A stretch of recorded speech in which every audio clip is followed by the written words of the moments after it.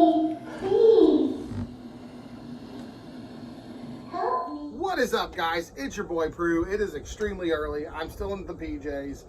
I got a haircut, and we're going to talk about Five Nights at Freddy's, the Silver Eyes, the graphic novel. I really like the Five Nights at Freddy's universe, so I'm going to do my darndest to keep those two separate. But I really want to get into, like, how this book is, because it's not a bad book. It definitely has some letdowns, though. I tried to record this once earlier. Cat got in the way. I did a huge belch. Not fun. Not professional. None of my shit ever is. But I want to try to do it a little bit better. So let's talk about Five Nights at Freddy's, book one by Scott Cawthorn, Claudia Schroeder, and Kira Breed Wiserly. And I'm not going to pronounce those right, so there you go. And here's the cover. This is the graphic novel. Awesome sauce. Let's get that all out of the way. Okay, so the main plot of this book is like a Scooby-Doo style mystery. A group of friends comes back to their hometown of Hurricane, Utah to visit this old creepy pizzeria place where they all had like a bad experience where the animatronics came to life and tried to kill them. That's fucking awesome. That's an amazing plot of a book. I like the creepy animatronic vibe because you're thinking of that childhood whimsy, but fuck your childhood whimsy. There's a fucking hidden nightmare buried deep inside of that killer fucking robot, and it's gonna get you. That's a fucking good story because you're trying to retreat back to a part of your childhood where you were happy and safe. But deep down inside, when you grow older, you realize you weren't happy and safe. You were just a moment away from fucking death. It's the truck in your gauge. I really dug that premise. I'm going to give this an A+ for a plot.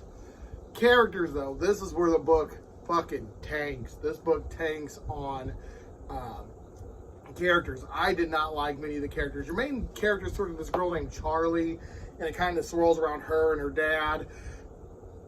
And like there's some like Jessica and Carlton and like there's like go through the book, but like let me show you John and Lamar. I mean, they do a quick rough through, but the issue with all these characters is like they're all cookie cutter. Like you do get into Jessica's backstory about her. Spoiler alert, her and her dad are kind of involved with the pizza place that is haunted with the killer robots. And you get like, and you meet like a good cop and a good security guard.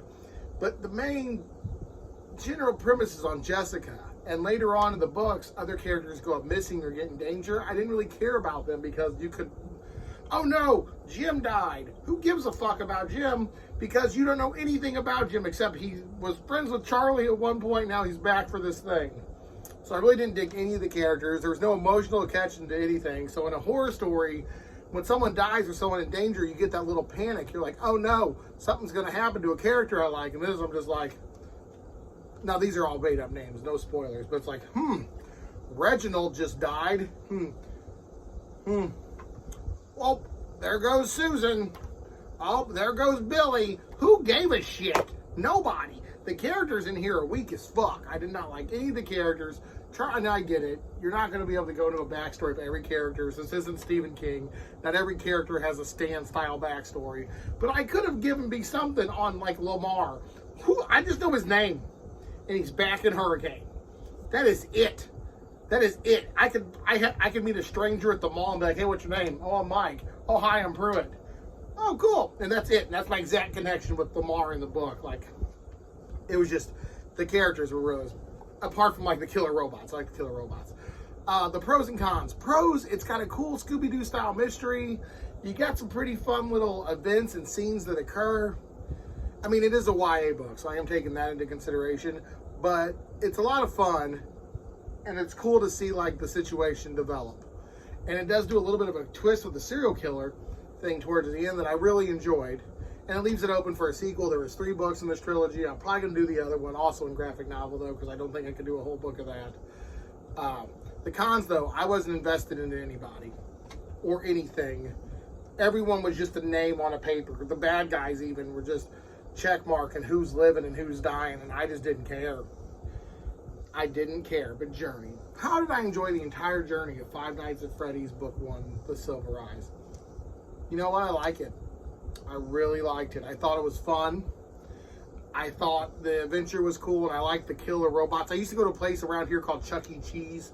If y'all don't have a Chuck E. Cheese, it's like a little pizza place with like a children's room, and then there's like little goofy rodents that would dance on the screen. And Lester's Possum Party from Goof Troop is a good example of what it felt like. But I wasn't invested in anything that happened. I read it to read it, and towards the end, I was just happy it was done. I'm going to give it a C+. When this book hits, it hit good and it was fun. But when they're doing character story, like when you're talking to the characters, you just don't care because they're never, you're looking for stuff that isn't there. Like, oh, I wonder what Jessica's deal is. You never find out. Maybe there's room for them in the other book. Maybe then this whole series, like this is Charlie and John's book. Maybe the next one is Jessica and Carlton. And maybe someone will fucking tell me who the fuck Lamar is because he shows up in chapter 3 and they're like, "Hey, I'm Lamar." They're like, "What up, bro?" And he's like, "Nothing. What we doing?" And that's it. That is literally it. Like imagine if you're watching a movie and then like at scene 5 another character, like you're watching Halloween. You're watching the original OG Halloween and Lori and all of her friends are hanging out. And after one of her friends dies, another random friend just comes in and takes her place. Like, yeah. And they just pretend like nothing happened to the first friend. That's what I felt like in this one.